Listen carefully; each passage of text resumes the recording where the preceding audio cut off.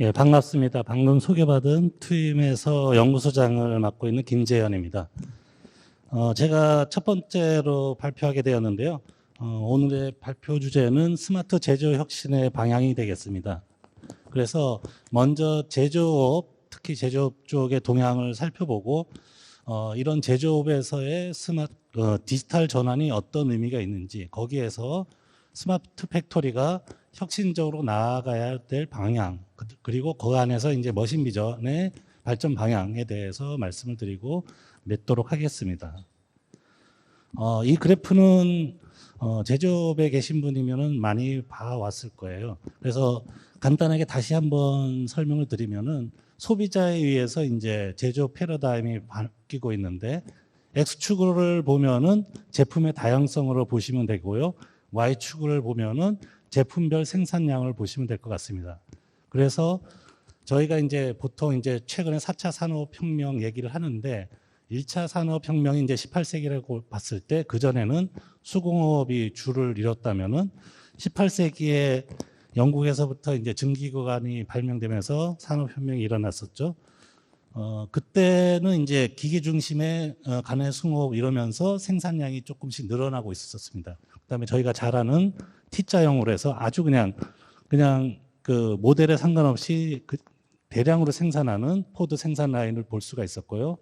그다음에 전기 에너지 기반의 2차 산업혁명이 시대가 오면서 제품 생산량이 이제 피크를 맞이하게 됐습니다.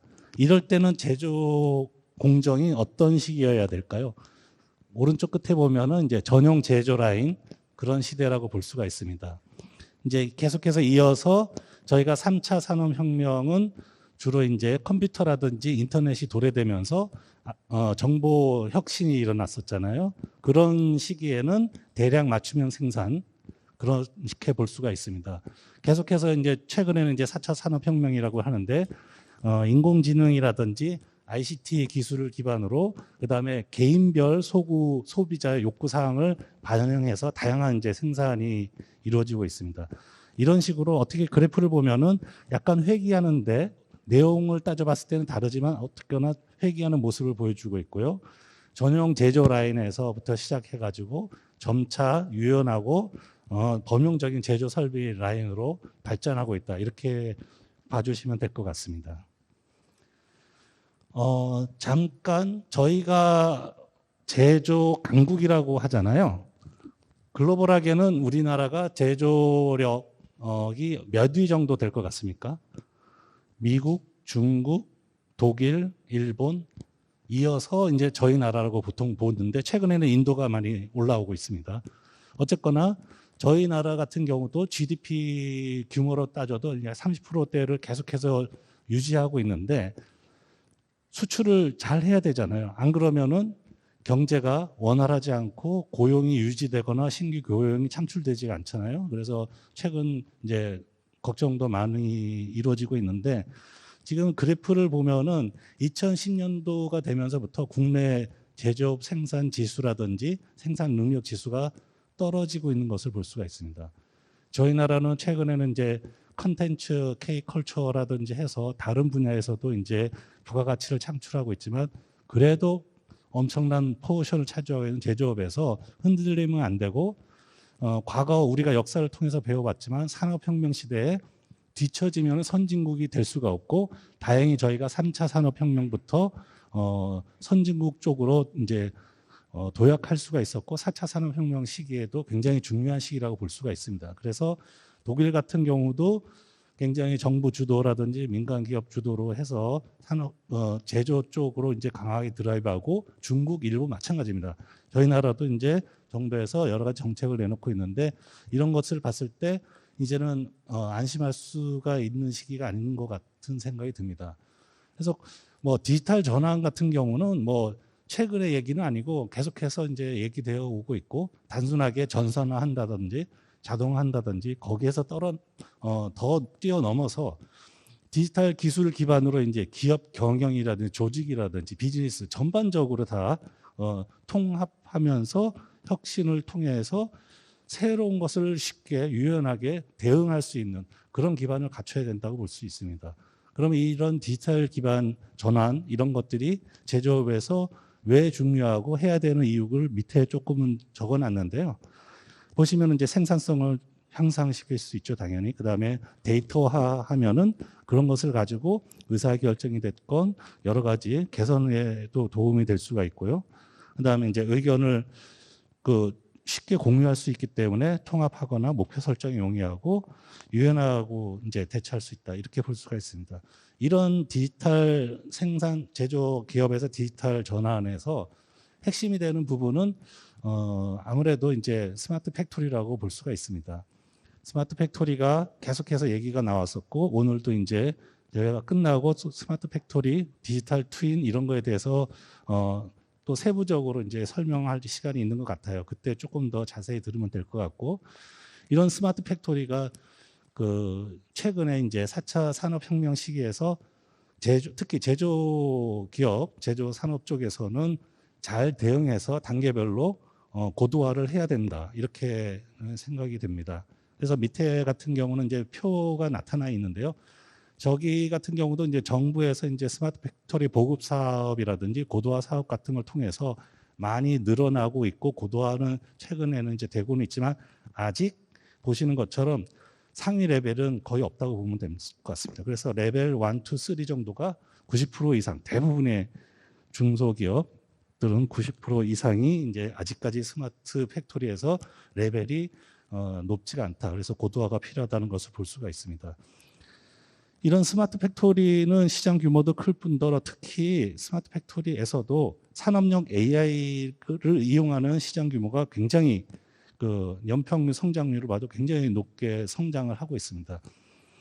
AI 관련해서는 뭐 산업뿐만 아니라 저희 주변에 굉장히 적용되고 응용되는 게 많다는 것을 점점 해가 갈수록 이제 많이 느껴지고 있을 텐데요. 탑10 인더스트리얼 AI 유스 케이스 같은 경우를 봐도 이제 기기 설비 같은 것들을 사전에 고장 나지 않도록 혹은 고장 나기 전에 진단할 수 있는 유지 보수 같은 쪽에 많이 이용되고 있고요. 그다음에 품질 같은 것을 검사를 한다든지, 그다음에 생산 공정을 이제 최적화한다든지, 물류 쪽, 시큐리 쪽 이런 쪽에 이제 산업용 AI가 많이 쓰이고 있다는 것을 볼 수가 있습니다. 그다음에 요 표 같은 경우는 그런데 현재 기업에서 스마트 팩토리를 전환한다든지 했을 때 혹은 그런 거하고 관련 없이 문제점이 어떤 게 있나를 이제 보여주는 표가 되겠습니다. 그래서 표에 보면은 이제 제일 크게 이슈가 되고 있는 것은 개발할 때라든지 생산 비용 같은 게 상승하는 거에 대한 어려움을 겪고 있고요.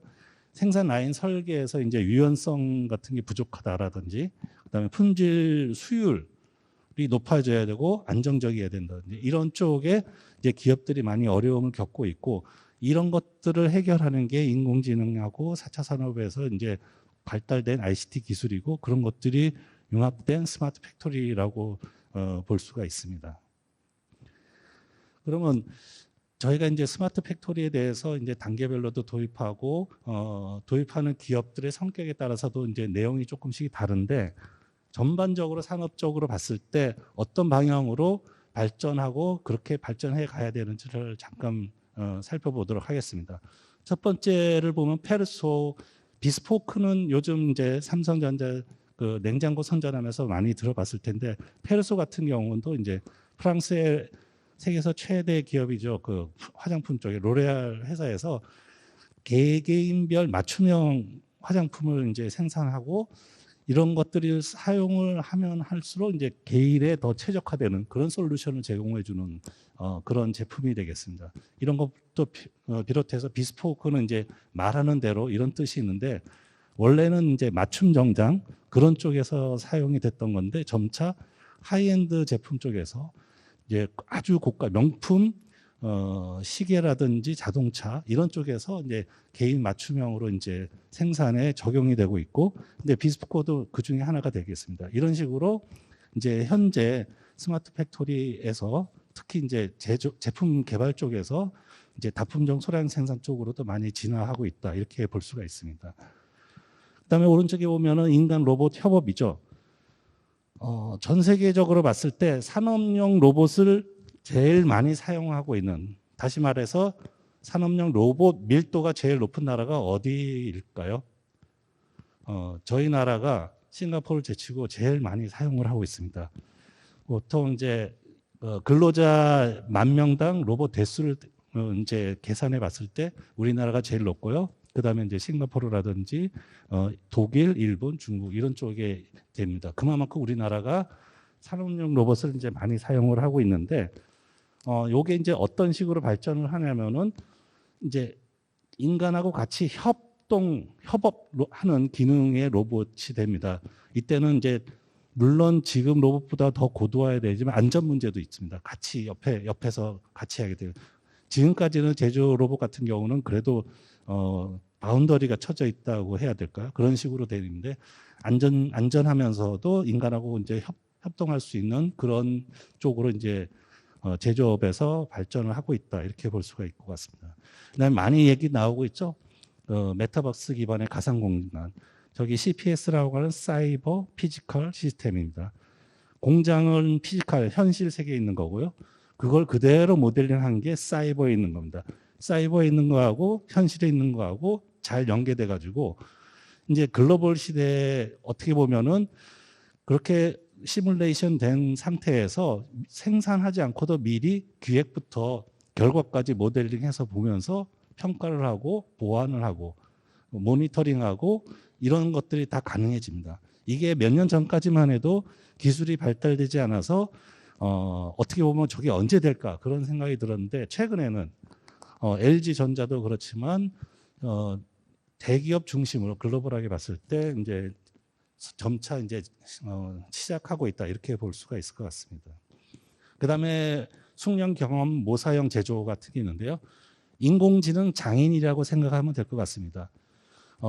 제조 분야가 다양하지만 거기에 보면 명장 뭐 굉장히 오래된 숙련공 많이들 있잖아요. 근데 이제 점점 이제 어떻게 보면은 그런 분들이 귀해지고 이제 필요로 하는데 어려움을 겪게 되고 그런 거에 있어서 인공지능이 이제 계속해서 학습을 하는 겁니다. 그게 이제 내용마다 이제 다르기 때문에 그냥 일반화해서 얘기하자면은 계속해서 이제 카메라를 통하건 데이터를 통하건 학습을 통해서 인공지능 자체가 명장이 되는 겁니다. 그런 식으로 됐을 때는 나중에는 그런 것도 대처할 수 있다. 이렇게 이해해 주시면 될 것 같습니다. 그다음에 이쪽 자율형 지능형 자율 물류 시스템 요거는 이제 최근에 코로나 시대도 있지만 그러다 보니까 배달도 많아지고 물류가 굉장히 높아졌잖아요. 그런데 이쪽에서 이 물류와 관련된 거는 3D 분야 중에 하나입니다. 그러다 보니까 일하는 것도 힘들고 이제 로봇들이 다 하게 되는데 특히 이제 3D 비전도 발달하고 센서도 발달하고 거기에 인공지능 기술까지 더해지면서 사람보다 더 효율적으로 하나의 공간에 쌓아놓는 것도 최적으로 쌓아놓을 수도 있고 그 다음에 분류도 할 수 있고 그런 것들이 이제 점차 발달해서 산업에 많이 활용되고 있다 이렇게 이해해 주시면 될 것 같습니다. 그 다음에 공장 내 안전이라든지 여기도 이제 얘기가 나오는데 예지 보전 시스템 그래서 이제 생산 과정에 있어서 사전에 데이터를 분석을 통해서 빅데이터 기반의 인공지능 기술을 도입해 가지고 원자재 쪽에 이상이 있을 수 있을지 아니면은 그 생산 설비에 이상이 있을 수 있는지 여러 가지 것들을 이제 분석해서 이제 피드백을 통해서 이제 효율을 높이는 그런 쪽으로 이제 스마트 팩토리가 발전하고 있지 않나 이렇게 보고 있습니다. 그러면 이런 스마트 팩토리에서 또 어떻게 보면 핵심되는 분야가 머신 비전 분야일 것 같습니다.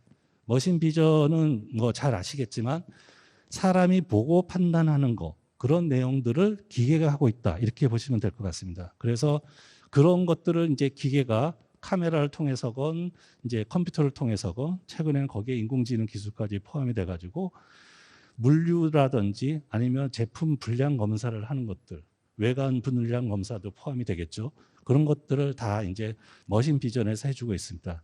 특히 이제 제일 마지막 줄에 있듯이 딥러닝 기술이 이제 도입되면서 요거 같은 경우는 여러분들 아마 아시겠지만 2016년도에 알파고 이세돌하고 바둑 그 사건 이후로 2017년도부터 기업들이 본격적으로 이제 도입하게 되면서 굉장히 효율도 좋다, 성능도 좋다 해서 많이 사용하고 있는데 머신 비전 분야에서도 마찬가지입니다. 그래서 딥러닝이 많이 활용이 되고 있고요.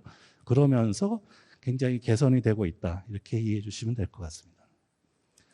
방금 말씀드린 대로 2017년도 이후부터 이렇게 머신 비전의 글로벌 기업들이 인수합병이 굉장히 활발하게 이루어지고 있습니다. 그래서 희망사항이라면 여기 왼쪽에 있는 대표적인 기업들의 이제 한국도 이제 곧 나타나게 될 것 같은데요. 코그네스 같은 경우 대표적이죠. 머신 기업의 이제 1인자인데 2017년도에 스위스 BD 기업을 인수하고 19년도에 우리나라 자랑스러운 수아랩을 이제 인수하게 됐죠.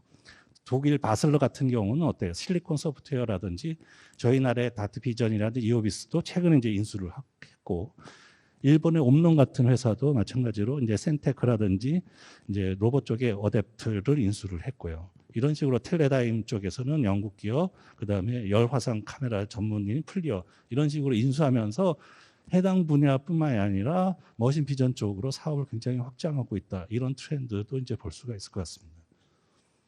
그러면은 머신 비전 쪽에서 이제 시장 규모라든지 먼저 용도별로 봤을 때는 어떤 분야가 제일 크냐 했을 때 아무래도 이제 품질 검사 쪽이 되겠습니다. 그 다음에 두 번째는 물류를 포함한 이제 위치라든지 안내 이런 쪽이 되겠고요. 뭐 그다음에 측정, ID라고 하는 것은 이제 그 문자를 인식한다든지 바코드 뭐 이런 거 QR 코드까지 다 포함해서 인식하는 그런 쪽으로 보시면 될 것 같습니다. 마지막에 예지 보전이 있는데요. 굉장히